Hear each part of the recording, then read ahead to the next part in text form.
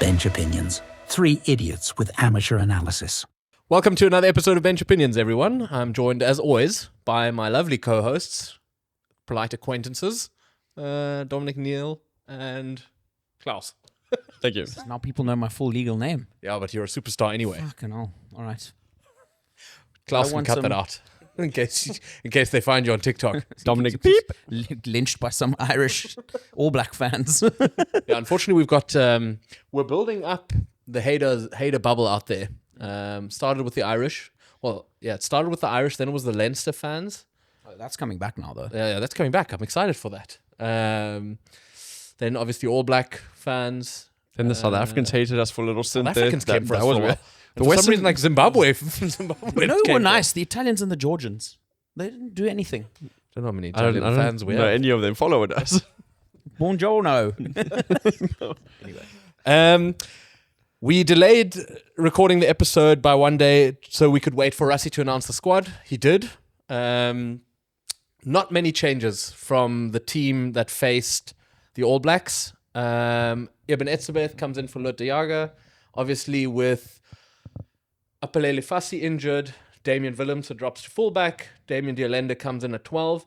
And then there's a few changes on the bench. Morne van den Berg comes in for Grant Williams. And I believe that's it. I don't know if there was another one.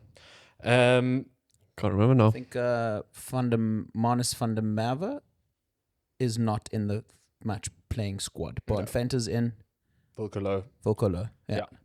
Other than that, it's the same team that took on the All Blacks. Thoughts? Klaus? Well, I think 2 weeks ago was a very happy moment in all of Springbok supporters' lives. So why not just keep that train going? I think the drum that Dominic's been banging for months, maybe even a year now, is we need to see new blood. And this is definitely a new look of the Springbok team that is very exciting and has done a great thing a week ago. Let's see if they can double down. When you say new look, obviously players with a lot of experience, just combinations that we haven't seen in that setup so regularly. Well, pretty much new look backline. Yeah. The forwards are pretty stock standard at this point, but the backline is definitely giving us something else to look at, and also giving the opposition something else to look at, which I think will be maybe the benefit moving forward. Dom, how do we see this team, which is, I guess let's for the sake of it call it almost identical to the team we put out against the All Blacks, competing against the style that Argentina play in? Do you think it'll match their more attacking style? Well, I think the first sign that it was probably going to be exactly the same team if it weren't for injuries is there, because Rassie also came out. He said Ibn's only playing because Lut is out, and everything. So it looks like he was probably going to go pick the same starting 15 at least, which is a question that we had posed ourselves. What is he going to do now? Because it's the conundrum. So that's the first interesting point. But in terms of fronting up to Argentinians, I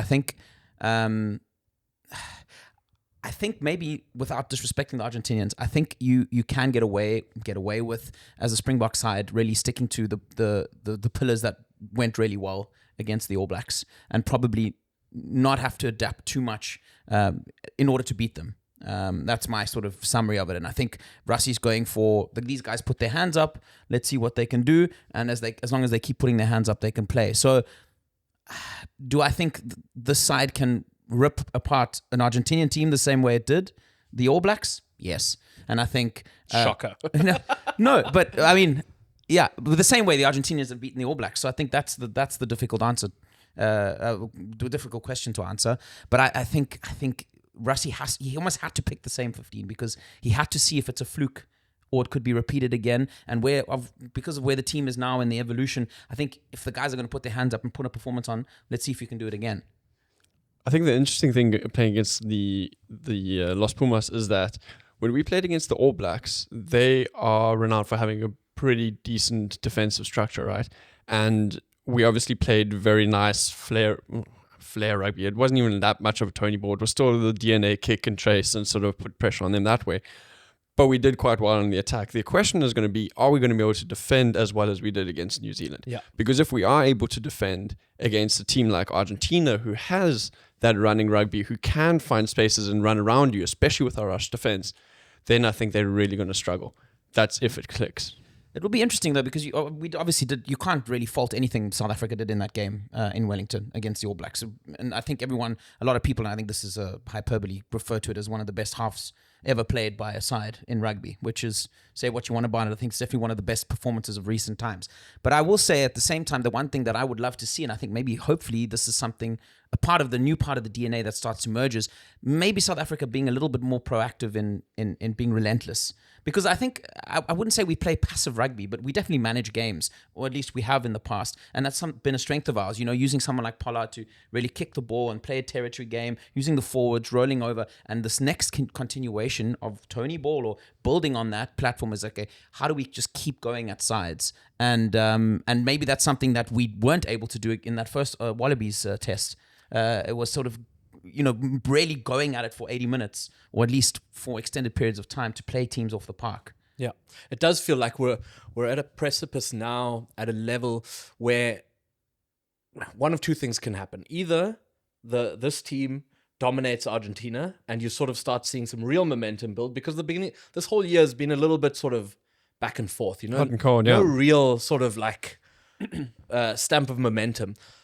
So that can be the one option, is that you really start seeing momentum going, and then Springboks fans' egos are going through the roof for that end of year tour, or we stumble again.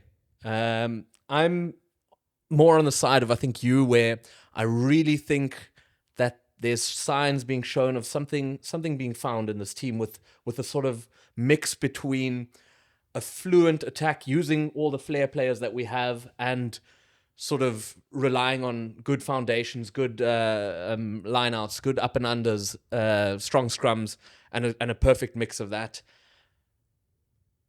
If we do thoroughly beat Argentina, is the world then our oyster? Are we then far and away ahead of everyone else?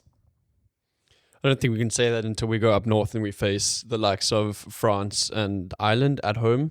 So away for us.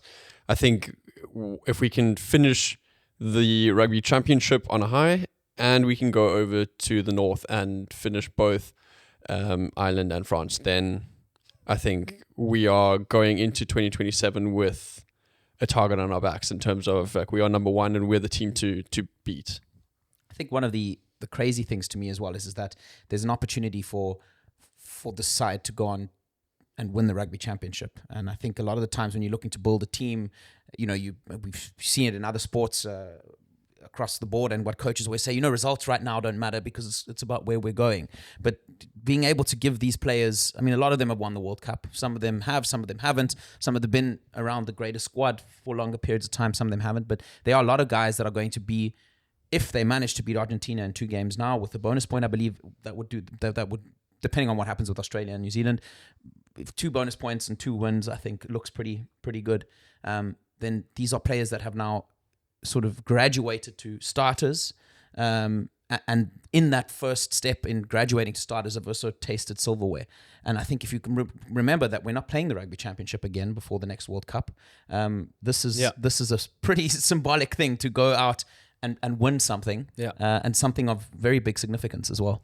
I agree with that, and I think, we talk about South Africa and New Zealand and the rivalry there, but if one's quite honest as a Springbok fan, it is very lopsided still towards New Zealand when it comes to Rugby Championship Tri-Nations victories.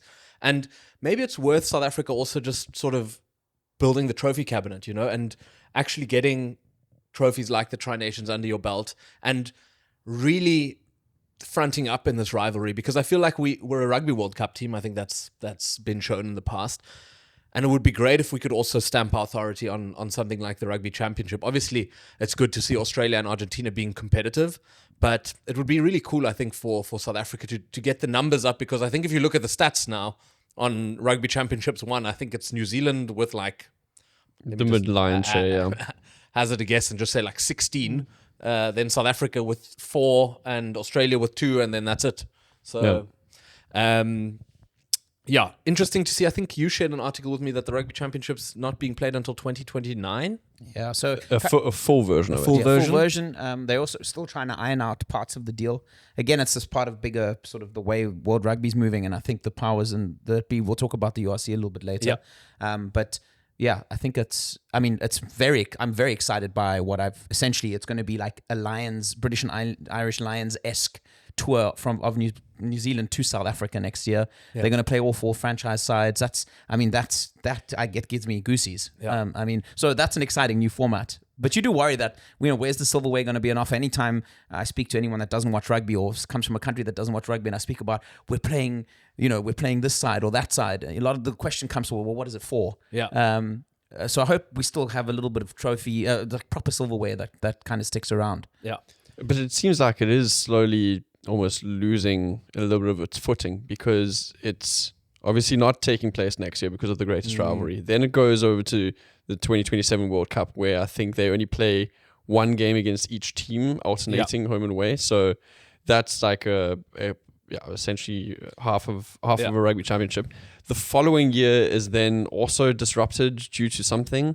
And then 2029 is the only full one. Yeah. And then you're kind of like, whoa, is this thing going to sort of lose momentum and lose a bit of its sort of tradition? It's tough to argue that it's the best competition, because the Six Nations would never let that happen. No. It's just... And I feel like the Southern Hemisphere teams are just too reliant on money. Like, it's obviously, when it's a World Cup year, it's also related to games played and preparing for a World Cup.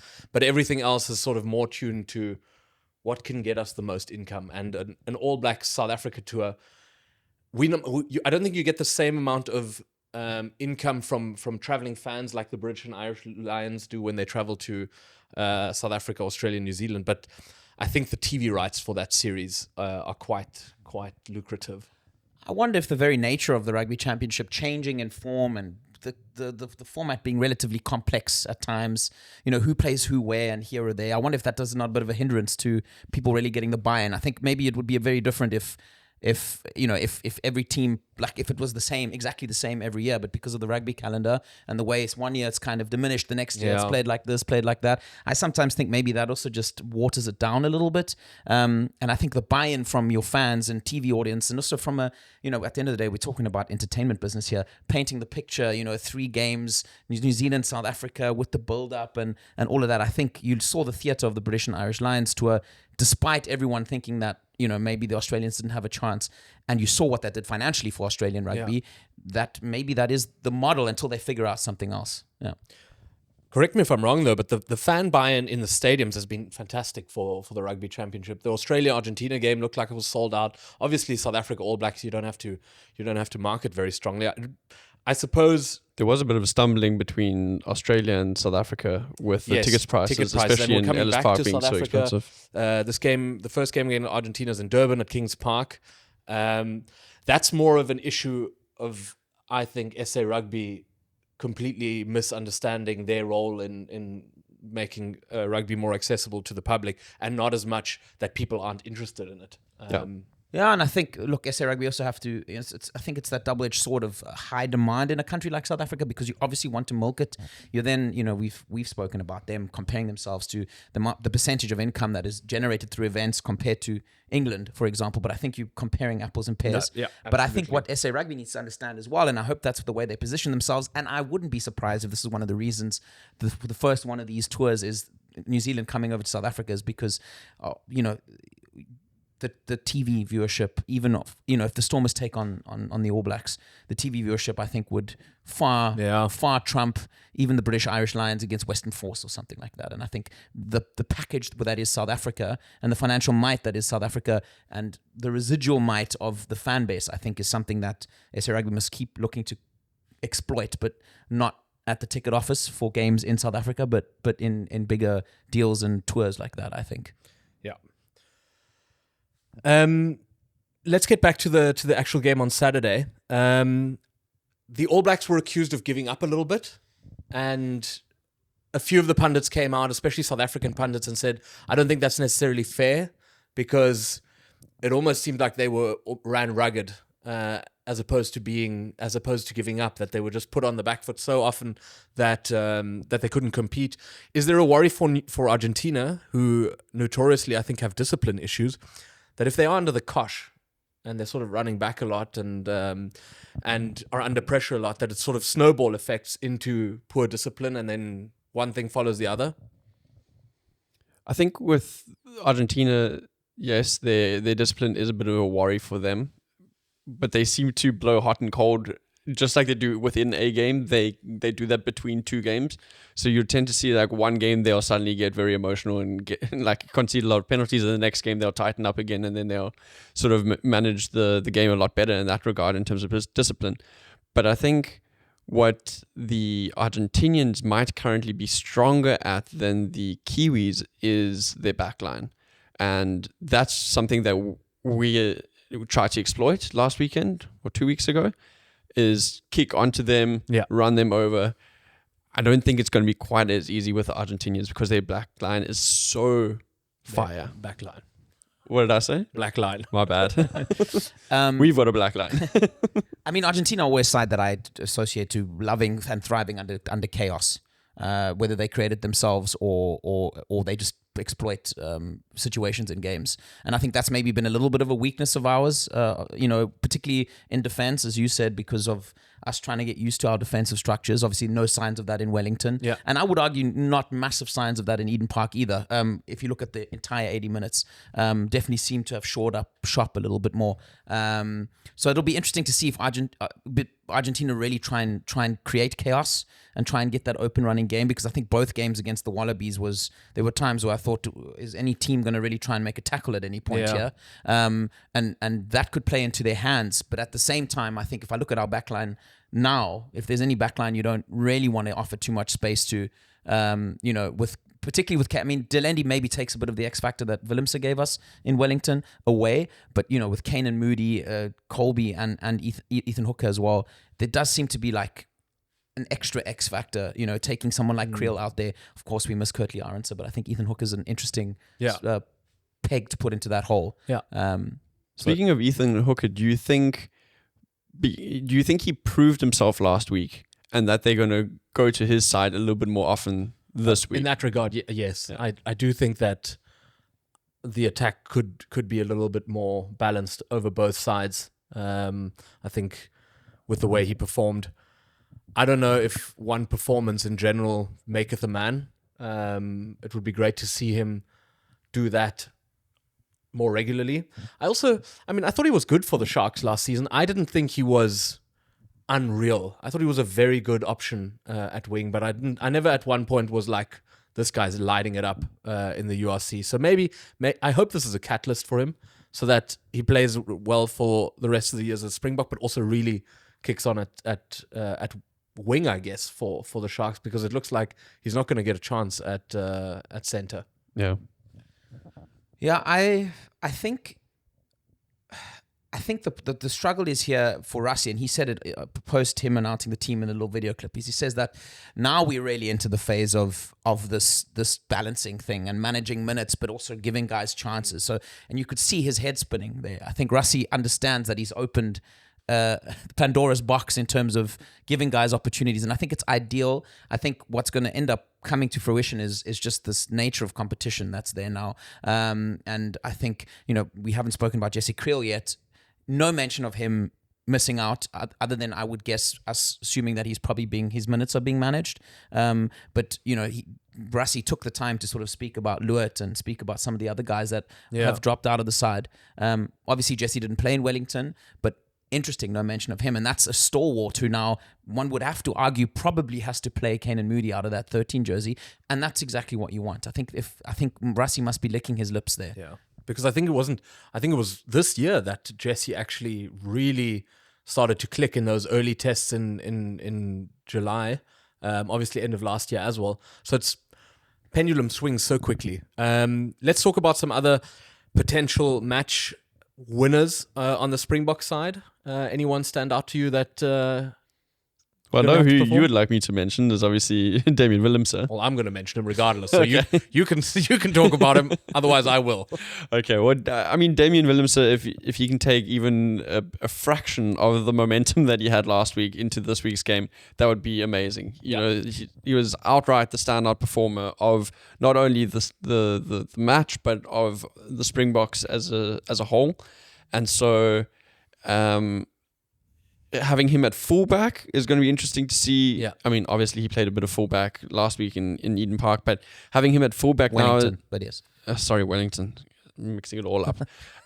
Having him play at fullback now for the full 80, one would presume, because there's no real cover for fullback on the bench. You would maybe be interested to see if he's going to have a more open game coming from the back, or if having that physicality was actually a better position for him at inside center. So that's going to be interesting to see. Otherwise, coming off the bench, I think Morne van den Berg is going to be quite interesting to see, because He really has to put down a marker, because Grant Williams has solidified that number 9 jersey. He's definitely our first choice scrum half, and Quibus, you would have to argue, is right there behind him. They don't really differentiate themselves much between 1 and 2, I would say. And Morne van den Berg, I think this is an opportunity for him to really prove himself. He's always played decently, but he hasn't exceeded expectations. So I think it's going to be a big game for him when he comes on. Nice also for Jasper Wiese to go 2 in a row, because I think just after, you could make an argument that just after Damien Willemse last week, he was one of the other most important players just for what he brought to the players around him. So hopefully he can build on that as well, because it's just become ever clearer that even though there's a lot of depth in the squad and there are a few people injured, it's important to have the right character and player in that number 8 role, because it affects the players around them so much more. Someone that I think really needs, and I hope has a good game and at least 60 minutes, is SFM, so Sasha Feinberg Gomazulu. I think, I don't really remember the last time him, he's had so many niggles and so many knocks, and, obviously HIA against New Zealand in Wellington, what do you want to do in a tackle situation? So I really think I prefer an HIA with him rather than a real injury, because he's been collecting those like Pokemon cards. Yeah. But I think we really do need him to have a good 60 minutes, and he doesn't have to light it up, but I think if we can see him in that 10 role, in that pivot, just to kind of understand where he's at, because he obviously started the game well in Wellington, but I think we're long overdue sort of even more to back up the hype around him, I think, and having option like Mani off the bench is crazy as well, I think. Yeah, I think Jasper Wiese, as you said, is going to be so important because of our defense and because of his role in that defensive line in terms of organization. And you saw that in Wellington in comparison to Eden Park. Yeah, so made a big difference. With a team like the Los Pumas running riot, you need somebody to be able to just manage that. And then also hopefully continue to see the front row dominate, because I think that's been the emergence now. Over the last 2 test matches, I would say I wouldn't say they were dominant against the Wallabies even in that second test, but I think I mentioned it coming into this rugby season, saying, well, that's one of the big question marks, is that front row and how dominant we usually are in scrums and how we use them as a weapon. Let's look at we've spoken about how World Rugby are possibly trying to diminish what scrums mean, but that's a conversation for another day. But it's amazing to see those front row options really be bedded in now. And if that can continue to translate also to the other set pieces, because I think that's something that went awry for us very badly, and we were punished for it. Absolutely. Quick word on the other game taking place this weekend: Australia taking on New Zealand. Can Australia finally, I guess, reclaim the Bledisloe Cup this year? I think now is their best opportunity. They came really close to winning the Lions Tour. They've beaten every other. They're on the up and up. They've beaten every other team in the Rugby Championship. There's no reason why they couldn't do it against New Zealand. I think that first test is going to be intense, because the All Blacks are going to be hurting from 2 weeks ago. So they want to prove a point that they're not down and out. But the Wallabies are on form. Yeah. Like, they can absolutely do it. I mean, it's at Eden Park as well. Yeah. So I think I the chances are that they do what the South Africans couldn't quite do. You know, Are we upset as South Africans if the Australians end the streak? no, No, As opposed to us. no. I mean, obviously, I would have preferred us to do it, but I think. just pretty impressed. Yeah, I think if they can go there and do that. Big Also, ask. I don't know if you guys saw, but I saw rumors about Will Skelton being allowed to come back by La Rochelle, and O'Connor also coming back into the fold. Oh, really? I need to confirm that. Maybe you can let us know in the comments. But there was definitely a report coming out of a French newspaper saying that there'd been negotiations behind the scenes, and La Rochelle were willing to let Will Skelton back. If that happens, then I think. Definitely, their chances are upped, because I think his leadership and his size and his just all-round play is unreal. Permutations, ifs, buts. If the All Blacks lose to Australia at Eden Park, You know, ask the Razor question again. is Razor out the door? I don't know how many more reels we can title with. Is Razor Is on his Razor way under out? pressure? Is his head on the chopping block? Right, let's ask the other way. If they thoroughly beats Australia, is he fine? Again, it's all about how you lose. And if it's a close 1-pointer, then I think he's safe for another day. If he loses by 1 point to Australia, I think they'd take that very personally. I mean, they're already so pissed off that you could argue his head is already chopped, and they're just going to see him out for the season, behind the scenes, not officially. But I think you alluded to it last week. Who else have they got? No one. Who else do they have that isn't contracted elsewhere currently? No. Yeah, that's the big problem. I think there was talk about a couple of coaches working in Japan. He has to. There has to be. If they lose that Eden Park record, I think that's the final straw. You think and so? I think they might do some work to That's exactly what I was hoping for. Some fucking drama like this. I don't think he's. No, gonna I do the genuinely chopping block. believe it, and I believe it because I think the noise is too loud. The noise is far too loud in New Zealand. I think it's an unprecedented The situation. noise was loud around Foster as well before going into that last World Cup. They'd. Oh, I guess they did replace him. They basically fucking took his legs away and were like, "You can still play the World Cup. You can coach the World Cup, but then you're gone." And then he did pretty well in the World Cup. but maybe they do actually. the same with The Razor. difference is here, though. The difference is here, I think, is that there's a little bit more time. Fozzy's, the big noise around Foster was far closer to the World Cup. Yeah. And I think you have to do it now. You either have to do it now or you have to stick it out with him, because I don't know if you can bring in a new coach. I don't know if you can send them to the Northern Hemisphere, maybe get beaten again, and then hire a new coach with 18 months left to do the job. I think also the problem here is for them is that compared to that team in 2023, this team is not as established. So I think that adds to the drama as well, is that, look, they didn't fire Foster before the World Cup anyway. They got rid of him, but he was still going to work with the side.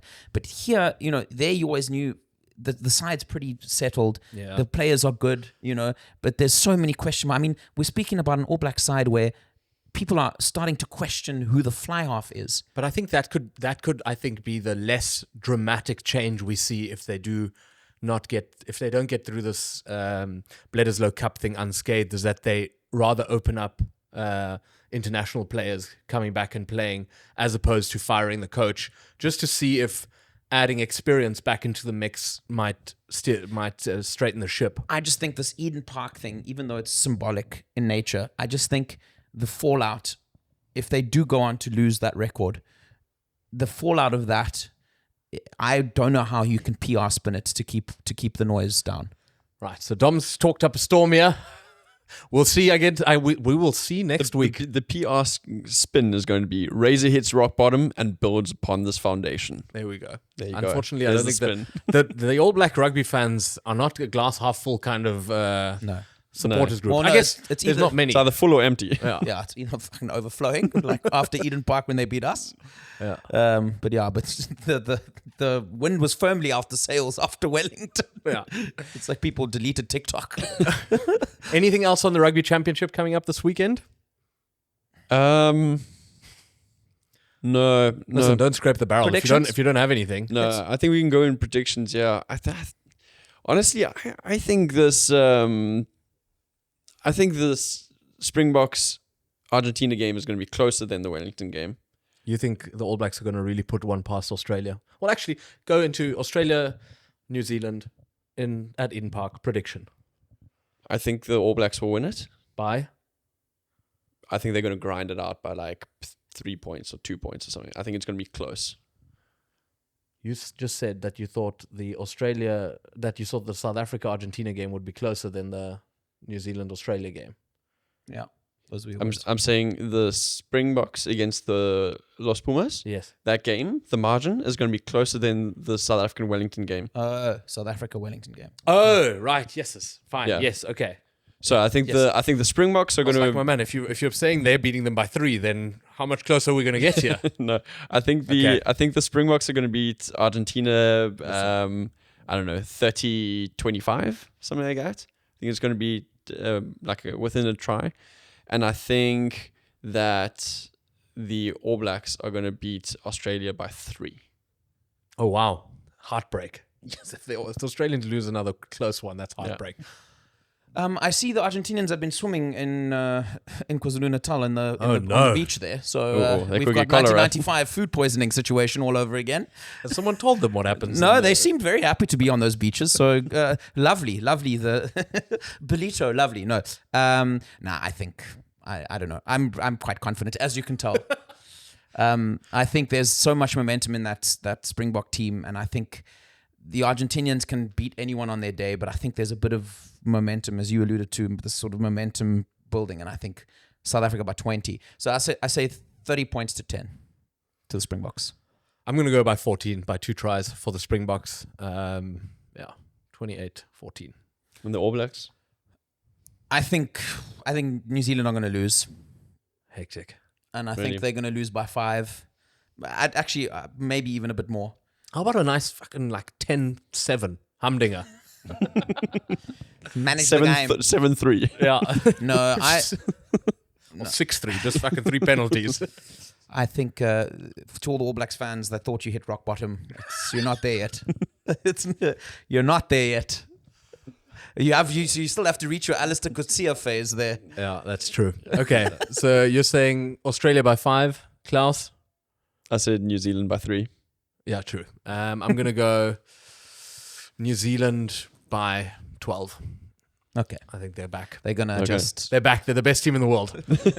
Right. Enough of that. URC is coming up. We're back. Yippee.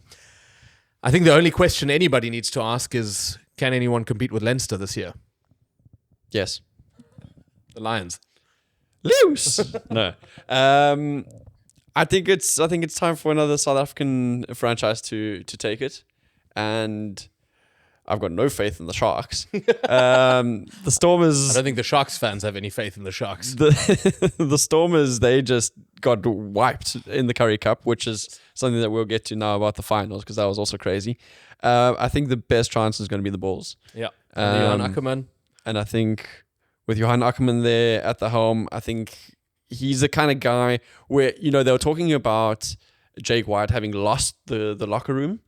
He's the kind of guy, I think he's a little bit like Rusty in that sense. Like, he comes in, he takes like a personal interest in the players. They cut from the same cloth. I for think sure, he's yeah. going to, create a bit of unity in that team again. And then I think... And don't forget the signings. I think that's also key. And the I think signings. Andre Pollard coming in at 10, Jan Surfontaine at inside center. I think it really is impressive. And I think there was a lot of momentum, and hats off to Jake White. He did build a team over years that got to 3 finals, albeit they lost all 3.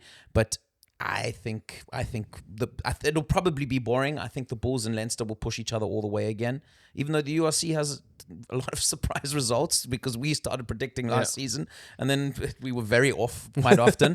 But I think we're very off with most of the predictions, but But I think that's that's why we have a rugby podcast. that's the beauty though of the URC, and I mean we can get into. I think it's a competition that has an incredible opportunity to continue to grow. The record numbers last season again for attendance, viewership, sponsorship, everything. Obviously, unfortunately, a couple of the Welsh teams will go. There's still 4 sides though in playing this year in the URC. So that's a pity, and maybe some changes in Italy. But I think there's a real opportunity, and I think that's why it's just going to get more exciting. I think there's going to be more interest around it than ever before. And that'll push, hopefully. And we said, with South African teams coming in and the URC being relatively new as a competition, these bona fide rivalries maybe are still missing. But I think you're going to start seeing that kind of like Stormers emerge. Munsters, Stormers a big Munster's one. a big one. Now Bulls Leinster. Bulls Leinster could develop into one. You guys can pick like one of the Italian, maybe Li- Zebre. Lions Scarlets. Lions. There's only one team, Lions and Zebras. There's only one guy wins in that thing. Unfortunately, the Zebras have beaten us too often. A bit of business there in the South African teams. Obviously, one of the biggest ones, Handré Pollard coming back to the Bulls, Jan Serfontein. That's a lot of experience added to a very strong Bulls team already, which I think bolsters what you guys were saying about their chances with Johan Ackermann there. And European experience on the coaching level, but as well as it might be predominantly Premiership experience, but you've got European rugby experience. I think that puts another sort of tick on the resume for all those guys coming in. Obviously, the Stormers with Kobus Reinach, Wilco Low. Yeah. Going back, he wants to be closer to the farm. Nkunu switching from the Sharks to the Stormers if he can stay fit. Sharks are getting Edwil van der Merwe and possibly Q and Horn, apparently. Oh maybe not for the season though, but they currently don't do that to Klaus. There's currently look, he's got a contract until 2026, but there's talk about whether he moves now, and there's big offers, but it looks like he'll stay, and then either the Bulls or the Sharks. Okay. So for a player who Don't go to the Sharks. would move based on a paycheck, but if you go to the Sharks and you are sat behind Jordan Hendrickse and Apelele Fassi, I think what behind are your Apelele Fassi, I think ahead of Jordan Hendrickse. I mean, Yeah. fine. What is in terms of if your aim in your career is to try and get into the Springboks team, and you then don't really see much game time, I don't think these. What is I don't the think, sort of career choice there? I can only compare it to a lot of things that happen in football. Is these players don't move with the sort of like, I'm competing with them. A lot of them have it in their head that they're so much better and that they will definitely be the number one. From the outside looking in, you can very easily just sort of spot like that's going to be tough competition. But on the other hand, is Kieran Horn going to get the chance to really show his true potential if the Lions are struggling? Right. And also, rugby is a very, very short career. And I think even more so than any other sport, or a lot of the other sports. So I think also money does talk, unfortunately. And I think if the Sharks gymnastics is way shorter. you mean they're shorter? They're shorter, but I think the careers. I don't know if there's a lot of like 40-year-old gymnastic. No. I think what was our Brock Harris there still trotted out. True. With those grey sideburns. But then Herschel Gibbs' dad told him, don't play rugby, the career's too short. So, I think cockfighting is probably the shortest career. Class. Right. All right. Good God. But yeah, anyway, that is the big debate. That's the big debate raging on social media is if why he would go to the Sharks if the Bulls are an option. But I think the competition question counts for the Bulls too. But I think a lot of people, and this is the big thing with the Sharks, a lot of people are, the whole experiments that is Sharks rugby is coming to a crucial point now, because I did see someone say that they have a crazy amount of injuries, injuries, and yet they still have 8 Springboks that are currently fit, that are going to be set to start. Yeah. So, but at some point there has to be, if the Sharks don't really put a marker down this year and actually compete, not just get into the top 8, but actually compete for, I guess, let's call it the top 4 spots, then there needs to be wholesale changes. Didn't they finish in the top 4? Did they? They did, yeah. They did. That's the crazy thing. Yeah. We all Playing watched terrible them, rugby. and they played terrible rugby, and they still made it to the top 4. Right. If they don't compete for the top 2 spots, then I'm out. But this is the crazy if they're thing. not in right? the final. But that is the thing, and I think that's the question. My two biggest concerns for them: A, they start the season with a lot of injuries. It's terrible, and it's going to affect the way you play rugby. But it's an easy fucking excuse. And the second thing is Plumtree's still there. Yeah. So I don't. I mean, I'm no fucking rugby coach, but the rugby they played last year was terrible. It was terrible. And even when they did manage to get some results, I think they managed to beat Ulster away somehow, but playing absolutely terribly. Let's see. Speaking of Ulster, it's going to be interesting to see if the Irish, the balance of power and balance of play in Ireland has any sort of effect. Munster have a new coach. A lot of people talking about Munster having a new coach and what kind of effect that might have. Ulster making a couple of good signings. Bell coming in there for at least a part of the season. Augustus moving over. Yeah. So there's definitely some power play having there. So it'll be interesting to see there if it is spread a bit more equally. Because that was a criticism not a criticism. That was a question mark from us saying, isn't the whole pyramid designed to prop up Leinster? Yeah. Well, let's talk about a few of the other teams that could be in with a shot that are not South African. Obviously, Glasgow are probably going to put in a decent season. Edinburgh and Munster are sort of those teams that can either hit or miss. Edinburgh can really put seasons together where you're like, oh god, they can give Glasgow a good run for their money, and I guess Munster the same. Ulster, I guess, little bit of dark horses if you look at Irish rugby. Anyone else on the list that you think could make a surprise run for either top 8 or top 4? I mean, Cardiff started playing well at the end of last season, so if they could take any sort of momentum from that and build on it, then you're looking at a pretty solid contender for the top 8. For sure. Also under the new sort of structures, I think I know the Welsh rugby took over, but I think they were then bought by somebody. Cardiff Rugby. Okay. Yeah, wasn't the Welsh They first, but then I think they found a probably private buyer, RFU, but I could be wrong. But anyway, there's whole new managerial structures there, probably whole new access to at least funding of some kind, I would assume, because otherwise you wouldn't. I mean, if they were badly run and had no money and then you take them over, then I assume you took them over because you want to run them better and you can give them a bit of money.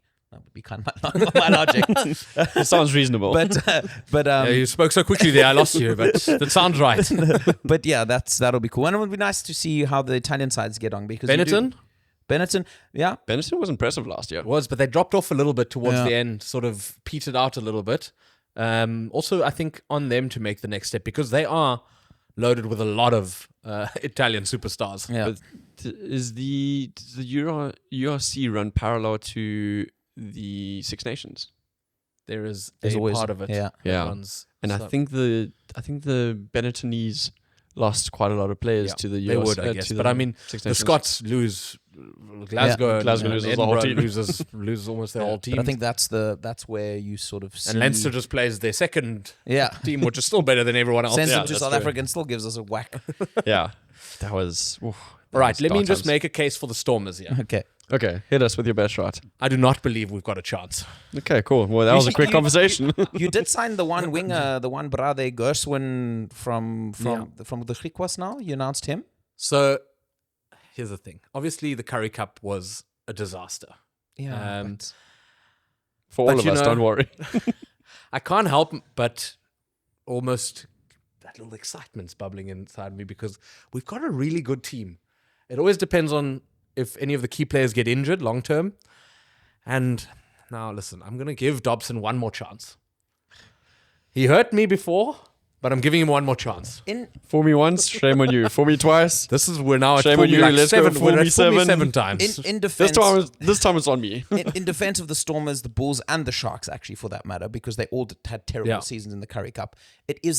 They are the most disrupted franchises through the absence of Springboks and therefore the absence of, and I think also the next level of guys don't stick around to play Currie Cup, but go to Japan or go to Europe and play. So, and I think that's why it's no surprise you see teams like Griquas, Bull and Cavaliers doing so well. That Bull and Cavaliers was a big surprise, but Pumas and Griquas tend to do really nicely, and also the Lions because the core of that squad stays together. Yeah. Whereas with these other teams, it feels like they're honestly like there's dudes in the car park that they're tapping on the shoulder to go, listen. I mean, the Stormers still had a lot of first team players, not Springboks, but first team URC players that they brought in later in the competition. I guess it's more of a question of Continuity and how serious do you take that competition? Yeah.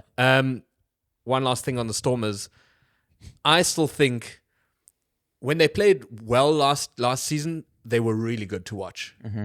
They had a few games where you put your head in your hands, especially traveling, where you're just like, wow, we're so far off it. And that's where I think there's still a big difference to the Sharks because you can see that there's really good gameplay at the Stormers. And they've got those individuals like Damien Valenta, like Sasha Feinberg and Gomazulu who can change a game. It's just all a question of if it all comes together with a castle there. then You we might win the whole bloody thing.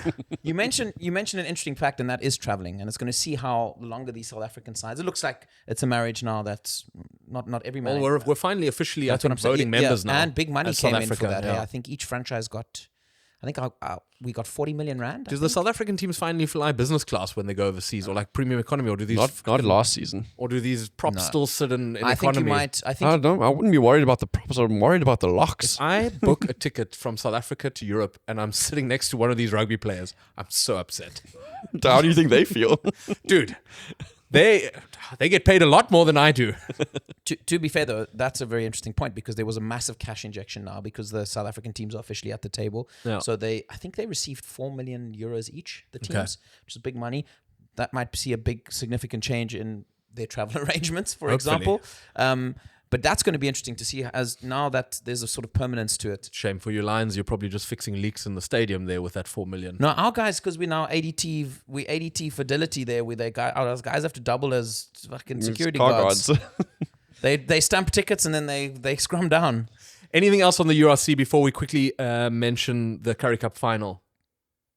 No? I think the Lions, having had a fairly successful, I know we're getting to now, having had a fairly successful Currie Cup, I'm hoping that just like last season, they're able to take that momentum into the URC now and able to then build on that and get a good sort of springboard into starting the season.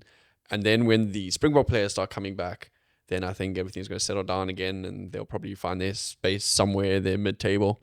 But if they just keep on plugging away at it, I've got faith in even for Roy. I think he's a good coach, and I think with the limited sort of resources that franchise has, I think they do quite well for themselves. And as you said, there's a couple of interesting signings there that are coming in as well. Angelo Davids, for example, coming from the Stormers. I think Sebastian de Klerk from the Bulls has come over on the wing. And then we've also got Chris Smith. So we've got a nice solid fly half who brings a cool head. And then Hashim Peed coming up from the under-20s. Yeah. So some exciting players there. And then you've obviously got your Asanati. He's going to play the first couple of games with his suspension pending. Okay. Happening, not happening. And then obviously Kieran Horn and Monet Vandenberg as your more experienced guys. So I think it's a pretty solid team. And I think, if anything, we need this year to be our year before we get picked apart by the end of the season again. So, go the Lions. Currie Cup final happened on the weekend. Oldest rugby competition in the world. Kind of lost its shine a little bit in the last, let's say, 7 to 8 years. A thrilling victory by the Griquas in the last minute. Kick to win from pretty stock standard kick. But embarrassing 45, for the Lions, I think. 45. But embarrassing because they celebrated after previous. There was a previous phase and they celebrated like they'd won. But because they had a turnover ball. Yeah. And then the ref was like, wait, I've got something coming in from the TMO. Let's review. And then it was deemed holding on, and they had to kick. We've seen this before. We've seen this play out. At Mbombela Stadium at Kings Park Stadium in Durban last year, where Jordan Hendrickse, who had moved from the Lions to the Sharks, on the 55-meter line, kicked to win in the 82nd minute, and then we got done dirty again. 82nd minute penalty kick, lost by 2 points or whatever it was. Is there a way to bring the shine back to the Currie Cup? Or do we have to just accept that with everything happening in the rugby world, it's on South Africa just to make sure that we're in the biggest competitions, and we kind of have to let the Currie Cup just become like a bleeding tournament for sort of almost, and it's almost scandalous to say, but just a bigger, better version of the Varsity Cup? The thing is, I think what you're saying in terms of the Varsity Cup, I think if you go down that route, you can make it more part of South African culture again, which it's kind of not anymore, right? It's only for like the really diehard rugby fans that they'll watch the Currie Cup. But I think if you can try and change the traditional part of it into a more entertaining kind of format. Not format in terms of like the way the rugby is played, but in terms of like entertainment, bringing younger crowds in, maybe a bit of music, all that sort of stuff. Maybe more night games instead of day games, or really make it a fun fair for kids.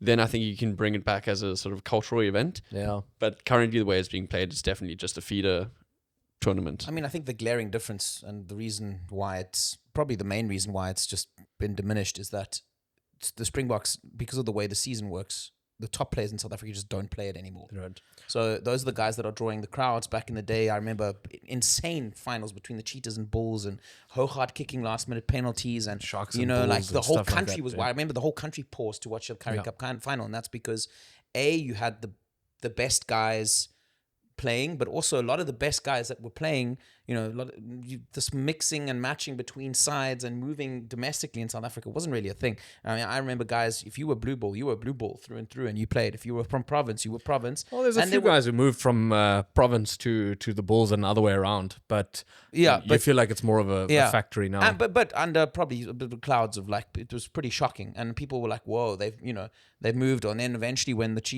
Cheetahs no longer played Super Rugby, they pushed them.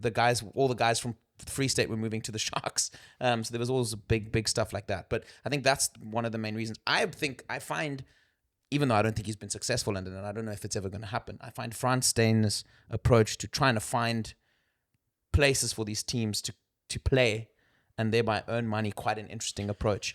We keep talking about if there shouldn't be a promotion relegation system within Europe as a whole on an international level, for the Six Nations, for example, to try and build the sort of tier 2 nations. I think it's an interesting approach. If you're not Griquas and you say, well, let's approach some of the French D2 teams, or I don't know, think super out the box to find a way there, because I think that's the only way you're reviving it. I think otherwise it's going to stay in its current iteration, unfortunately, because you have to generate money and you have to generate interest. And I just think without your ability to keep players or even attract players, they're never going to attract Springboks either. But unless they keep competing at a higher level, I don't think there's going to be more interest. Yeah. Perhaps the Currie Cup especially is also suffering at the hands of South Africa and what's happened generally with that country in terms of where it is economically, socioeconomically. There's never been a wider gap between rich and poor, and going to go watch live rugby like the Currie Cup probably is unrealistic for a lot of people and the last thing on their mind. Whereas, I think even 30 years ago, there was a lot stronger buying power in terms of like people going to live events and stuff. Maybe that's what it suffered from as well. But I'm with you, Klaus. I think there needs to be a general change in the thought process, something radical like saying all 4 teams play each other on one day in Durban, in Cape Town, in whatever, so that you actually have like the rugby festival sort of atmosphere, and there needs to be something big like that, and cash injection. Then you sort of wonder to yourself if anyone's really fighting for the Currie Cup anymore, just because all the major franchises are fighting for their seat at the URC table, and the small Frans Steen wants to go to Australia and New Zealand with play Super Rugby, and the Griquas and Pumas and stuff are probably just happy that they're competing at the top for once. The one thing it has done, and I think this is brilliant, is that, Griquas, so the Northern Cape, Boland, and even sort of the Nelspruit and Mpumalanga area have always punched above their weight in terms of producing Springboks and producing top rugby players. And for a lot of them, this is, there's so much talent coming out of places like Boland and places like the Northern Cape. And if you have missed that first opportunity after Craven Week performances to get into one of the bigger franchises, you have seen it now. These franchises have come to the fore, and some of the guys have been picked off already. Like I said, one of the standout wingers for the Griquas has already been signed to the Stormers now for the URC season. So that's another angle maybe that also the South African rugby can try and also sell it as is trying to get guys to stick around a little longer or continue playing rugby, because there is some sort of funnel into getting a fully blown big professional contract. Yeah. Right. Anything else to chat about? I think we're good for this week. I think we're good for this week. We're back again next week. We'll talk about the results from the Rugby Championship and the first week of the URC. Short mention, obviously, Women's World Cup, Canada beating the Black Ferns. We're no longer interested in it because the female Springboks are out of it. Okay, there you go. Women's rugby is dead. I'm kidding. Jesus. Yeah, but the Rugby Championship, that's going to be the big one this weekend. And depending... I think we keep on talking about, like, South Africa needs to do this, and then we're unsung. But we are very heavily dependent on what happens in the East, in New Zealand. And so we need results to go our way. Otherwise... Just beat each other. Have a bit of fun. Well, there you go. 1-1. Then it's fair and everyone moves on with their lives. Because if we just win, that doesn't guarantee us anything yet. So, Right, that's it for now. Thanks for tuning in. Like and comment and subscribe if you haven't done so. Head over to our TikTok if you want to get involved. Some of the banter. And otherwise, we'll see you again next week. Thank you. bye.